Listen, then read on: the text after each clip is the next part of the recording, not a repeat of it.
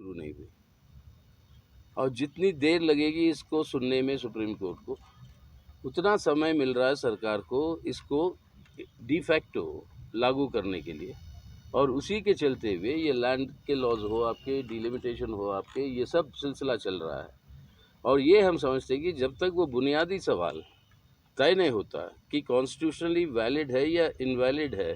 ये आर्टिकल 370 की एब्रोगेशन और 35A की, तब तक एटलीस्ट इन कामों के ऊपर अंकुश तो लगानी चाहिए। लेकिन ये सब करने का मतलब है एक फेट कंप्ली दे रहे हो, और उसके बाद सुनवाई भी होगी, और अगर कहेंगे कि गलती भी है, गलत है वो, तब भी जितने काम अब हो चुके हैं उसको वापस करना मुश्किल हो जाएगी। तो इसलिए आग्रह है कि जल्द से जल्द इसको जो है सुनवाई करें। और कल अब हमारी स्टेट कॉन्फ्रेंस के अंदर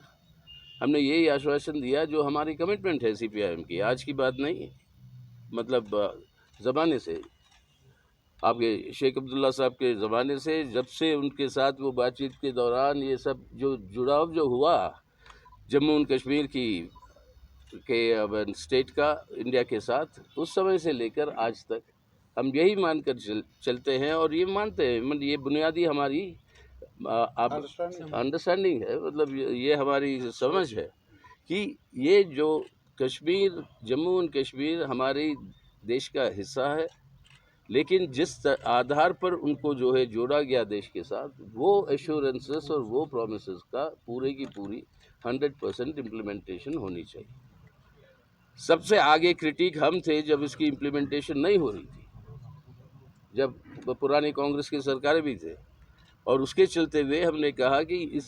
इसके वजह से आप ये जो डिसकंटेंट और एलिनेशन जो पैदा कर रहे हो, ये हमारे मुल्क के हित में नहीं है, इसको सुधारना। 5 अगस्त को, 6 अगस्त को 2019 CPIM इसको एक बड़ी ट्रेजेडी से ताबीर करती है। वो ट्रेजेडी इस लिहाज से कि जो कॉन्स्टिट्यूशनल गारंटीज मिली हैं जम्मू कश्मीर के आवाम को, वो कुछ फेवर नहीं है। वो एक मखसूस सूरत हाल में हिस्टोरिकल पेक्यूलियरिटीज़ रही है सिचुएशन की भी, जम्मू कश्मीर की भी। उन्हीं हालात को ध्यान में रखते हुए कॉन्स्टिट्यूएंट असेंबली ने गारंटीज़ मुहैया की। अब कॉन्स्टिट्यूएंट असेंबली ने जो गारंटीज़ दे दी, और उस वक्त जहां पंडित जवाहरलाल नेहरू थे, अंबेडकर थे जो consider to be very very senior leader,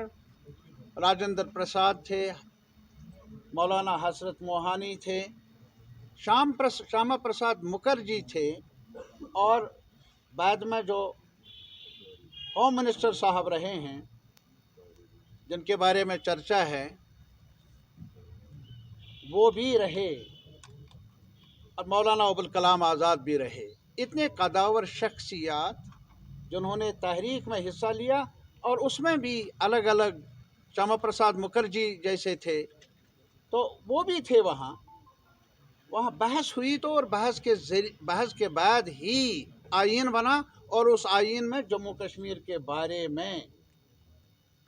एक दफ़ा दर्ज की, जिसे हम 370 कहते हैं, कुछ लोग कहते हैं आजकल ये आर्जी था, लेकिन अगर आप देख लेंगे उस 370 के हर क्लाज को, उसमें लिखा है कि president of India can remove it only with the consent and approval of, not by the parliament, not by the assembly of Jammu and Kashmir, but by the constituent assembly of Jammu and Kashmir। यहाँ कुछ थोड़ा सा आपने हमारा favour करना होगा, ये बातें दर्ज करनी है। That is, you see, one of the clauses of Article 370, which was incorporated in the Constitution by the Constituent Assembly itself। तो आप ही बताइए कि इस दफ़ा को अब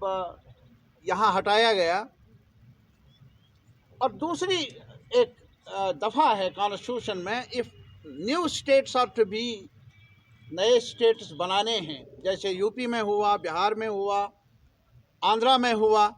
there was a full debate with civil society, with political formations,